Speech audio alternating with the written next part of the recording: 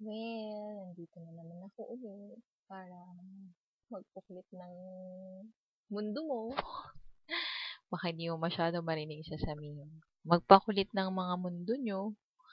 Kahit na alam ko namang hindi masyadong mag-view tong video, pero okay lang. Trip ko lang naman din mag-share kasi wala akong magawa.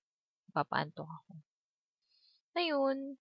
So, mga pumasok sa isip ko nung habang wala akong magawa. Kasi kagabi, napagod ako ng kaka-edit ng mga ng mga MP3 songs. Tapos, inedit ko siya kasi gusto kong kunin yung mga ibang parts lang dun sa mismong song. Mga, halimbawa, chorus, ganun. So, ayun. Ngayon, ang natripan ko naman ngayon is ito, mag-video-video. So, ayun, ang gulo tuloy ng buko, saglit na.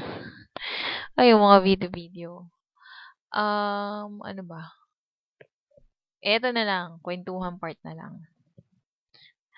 Bali, nung mga bata pa tayo, ito experience ko talaga to nung bata ako Kasi dun sa bahay namin,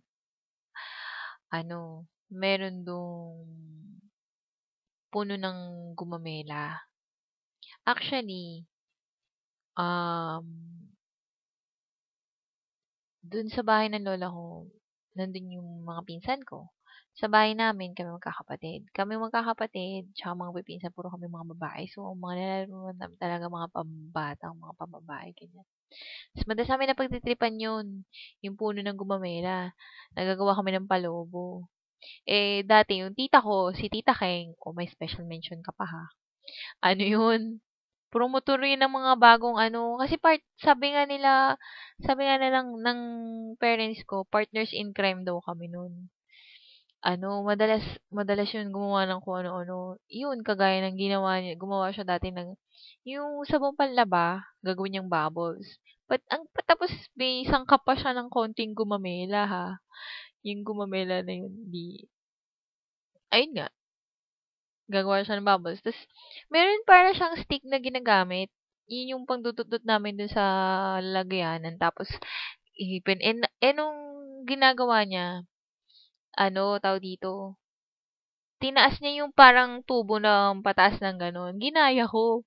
Ang nakakatawang part nun, yung tubo na yun, may nasamahan ng sabon. Naluno ko yung sabon. Yun. Tapos, ano ba ba? Tumatapat ako sa electric pan para kumanta. Actually, kahit hanggang ngayon naman, ginagawa ko pa rin yun. Tapos, ano pa ba? Yung mga madalas kami maglaro ng teacher-teacheran, Miss Universe, saka yung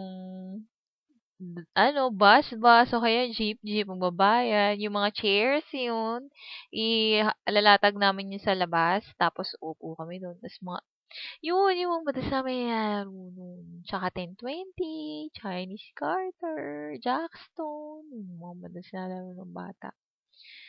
Ano pa ba yung mga hindi ko makakalimutan ng pinaggagawa ko dati? Tapos yung papasok kami doon sa may timba, papasok yung mga kapatid ko doon, tapos magpapagulong-gulong doon. Paborito ko din yun. Saka yung, yung,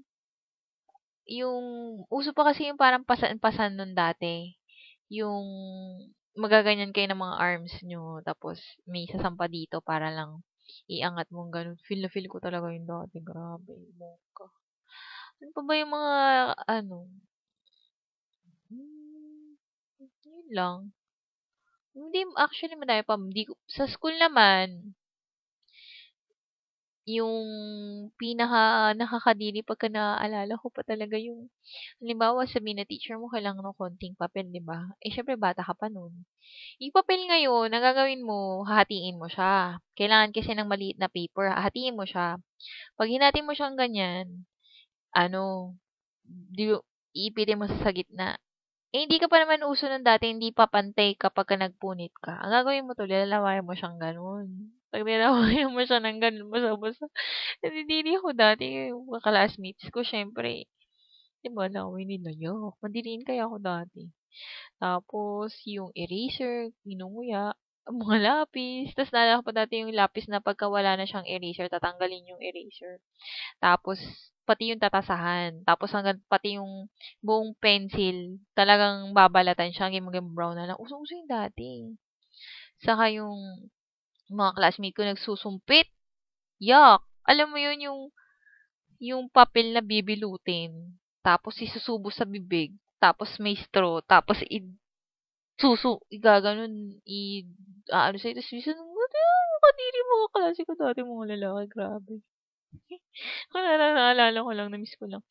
Tapos ngayon, makikita mo sila, ngayon dito sa Facebook mismo, ano, ang lalaki na nila, ang tatanda na, parang, it's been 20 years ago na ba? Bongga, tanda ko na pala, grabe. Hi! Ayun, wala lang, na-share ko lang. Mag-enjoy ka naman sa kapapanood mo. O bawal ang pangit na comment ha. Well, anyways, I cannot please everybody naman. So, okay lang din. Sige, bye!